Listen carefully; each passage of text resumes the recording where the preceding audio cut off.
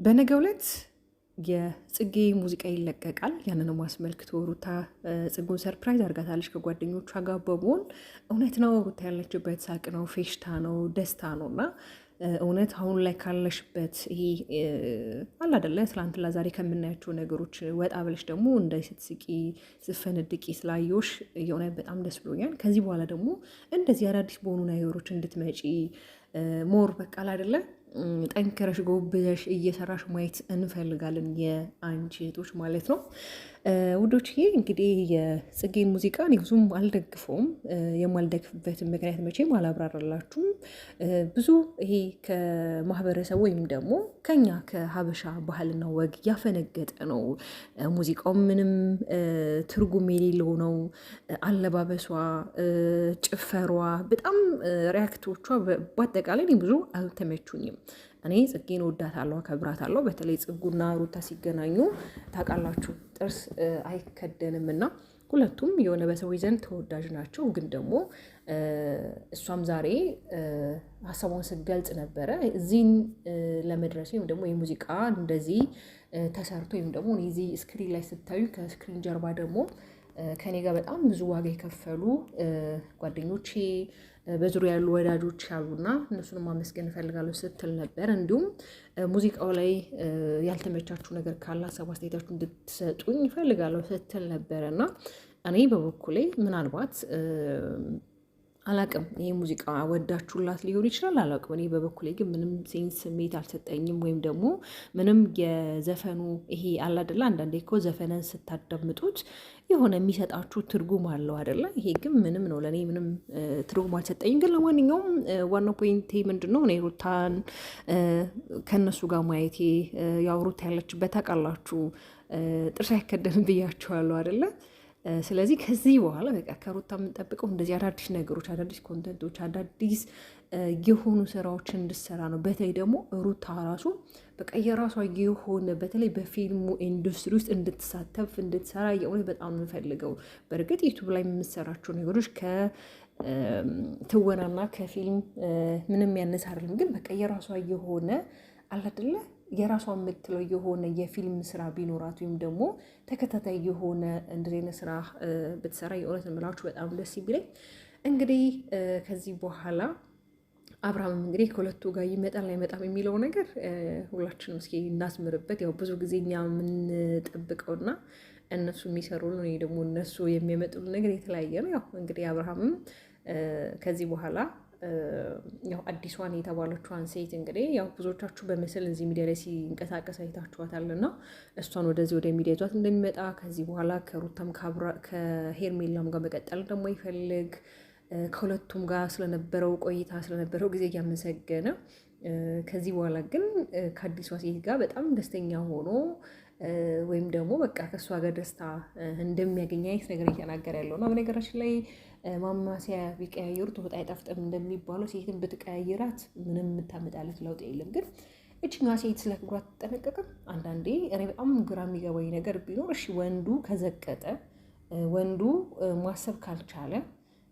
ወንዱ እንደ ወንድ መሆን ካቃተው እች ሴቷ ወደ እሱ ህይወት የምትመጣው በድራማም በስራ መልክም ቢሆን ምን አይነት ሴት ናት? ለክብሯ አትጨነቅም፣ ለስሟ አትጨነቅም። እኔ አላውቅም። አንዳንድ ጊዜ ሴትነት የራሱ ውበት ነው ክብር ነው ስንል እኮ ካለ ምክንያት አይደለም። ሴት ልጅ እናት ናት፣ ሀገር ናት፣ ውበት ናት፣ ጌጥ ናት። ስለዚህ ሴት ልጅ እኮ ክብር አላት በአጠቃላይ እና አንዳንድ ጊዜ ክብራችሁን አውርዳችሁ በአጠቃላይ አንድ ሴት ባጠፋችሁ እናንተ ሴቶች ተብለን ሁላችንም ተደምረን አብረን እንሰደባለን። እና ብቻ እኔ እግዚአብሔር እንምላችሁ በጣም እየናፈቀኝ ነው። ምን ሊፈጠር እንደሚችል እንግዲህ ሁላችንም ማሰብ አያዳግተንም።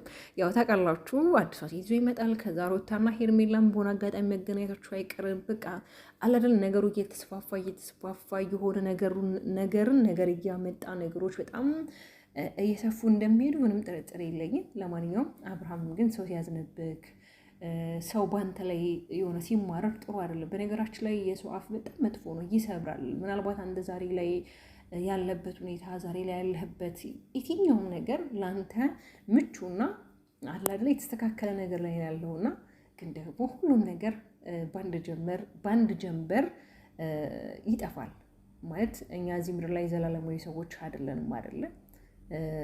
በምን ሁኔታ ምን ሊፈጠር እንደሚችል አናውቅም። ስለዚህ እዚህ ምድር ላይ በምንቆይባቸው ጊዜያቶችና በየትኛው ሁኔታ ላይ መልካም ለመሆኑ ስማችን እኛ ሞተን እኮ ስም ከመቃብር በላይ ይውላል ይባላል አይደል? በጣም ብዙ መልካም የሰሩ ደጋግ ሰዎች ብዙ ጊዜ ስማቸው ሲነሳ ስማቸው ሲታወስ ነው አይደል የምንሰማው። ስለዚህ አንዳንድ ጊዜ ይሆናል አይደለ? በህይወት እስካለን ድረስ መልካም ነገር ሰርተን ከዚህ ምድር ላይ ብናልፍ መልካም ነው እና ይሄ ደግሞ ጸረ ቫይረስ የሆነ ስራክን ብታቆም መልካም ነው። ለምን አንተ ልጅ አለክ፣ የልጅ አባት ነህ፣ ግን ለልጅክ የምታስብ ወንድ አይደለም። ሁልጊዜ ይላቸዋል ልጅ ያለው ቤተሰብ እናትም ሆነ አባት ይፈራል፣ ለልጁ ይጨነቃል። ነገ ላይ ለልጁ የሚያወርሰው ታሪክ ምንድን ነው? ነገ ላይ ልጁ አድጎ አባቴ ለምን እንደዚህ አደረክ፣ እናቴ ለምን እንደዚህ አደረክ ብሎ ሲጠይቃችሁ መልስ ሊኖራችሁ ይገባል። ልጃችሁ ደግሞ በእናንተ ማፈር የለበትም። ትምህርት ቤት በደሳ መሳቀቅ የለበትም። ያከሌ ልጅ ነክ እየተባለ የሆነ ግኖር እየተደረገ መጨናነቅ የለበትም እና የምታደርጉትን ነገር ብታስቡ መልካም ነው ላለው። እንግዲህ ጽጉ ሰርፕራይዝ ተደርጋለች። እንግዲህ አላሰበችውም፣ ባልገመተችው ሁኔታ ነው ሰርፕራይዝ ተደረገችው። ሩታ ደግሞ ያው ታውቃላችሁ እንደዚህ አይነት ነገሮች ላይ ጎበዝ ናት። አይደለም ለራሷ ነው እንጂ መሆን የማትችለው ለሰዎች በጣም መልካም፣ ለሰዎች ፊት ለፊት ግንባር ቀደም የሆነ ጀግና መስት ናት። እውነት እኔ ሩታ ላይ መልካምነትን፣ ሩታ ላይ የዋህነትን፣ ሩታ ላይ ርህራሄን፣ ሩታ ላይ የፍቅርን ጥግ ነው የማየው እና የእውነት ብዙ ጊዜ እንኳን የማትቀየር የሆነ እምላችሁ ለእያንዳንዱ የምታደርገው ነገሮች ሁላ ጥንቃቄ አላት። እስኪ አሁን ስለ ሩታ የሆነ ነገር ሲባል ሰምታችሁ ታውቃላችሁ? ቢያንስ አሁን ሄርሜላ ከብዙ ልጆች ጋር ኮንታክት እንደምታደርግ እንደምታወራ ምናምን ነገር እንሰማለን በግሩፕ ምናምን። ግን ሩቲ ግን በጣም ነው የምትጠነቀቀው። ማለት የምትጠነቀቀው ስላችሁ ይሄ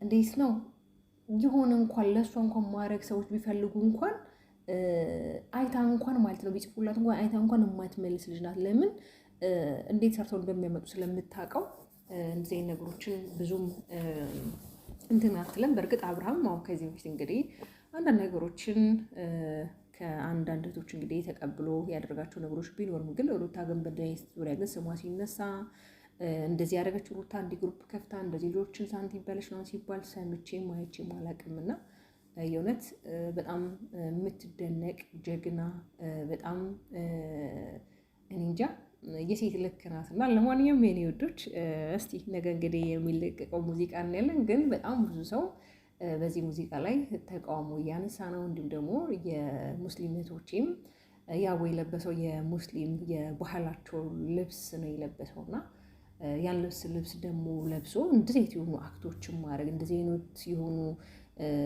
ስራዎችን ማለት አንዳንዴ እኮ ማለት እስላምም ክርስቲያንም ተዋዶ ተከባብሮ የኖርበት ሀገር ላይ ነው ያለ ነው እና ግን ደግሞ መልእክት ባለው ነገር አስተማሪ ባለው ነገር የባህላቸው ልብስ ለብሶ ስራዎችን መስራት እኮ ብዙ ሰው ሰርቷል አይደለ? ግን ደግሞ ይሄ በጣም የሚያስጠላ በጣም ከኛ ማህበረሰብ እያፈነገጠ ምንም እኛን የማይወክለን ከውጭው ዓለም ላይ እያዩ ይሄ የሚያደርጉት ወይም ደግሞ የሚያደርጉት እንቅስቃሴ በጣም የሚያስጠላ። በተለይ ብዙዎቻችሁ ስትመለከቱ ከነበረ ቪዲዮን ምን የሚሉት ነው የሆነ ምንድን ነው ማለት ምንድን ነው የሚያስተምረው? እንደዚህ አይነት ሪያክት ምንድን ነው? ለማንኛውም የኔ ልጆች እናንተ ደግሞ እስኪ ሀሳብ አስተያየታችሁን ኮሜንት ላይ አጋሩኝ። እውነት ለመናገር ሩቲን ከእነሱ ጋር እንደዚህ ሳቅ በሳቅ ሆና ስላየሁት ደስ ብሎኛል።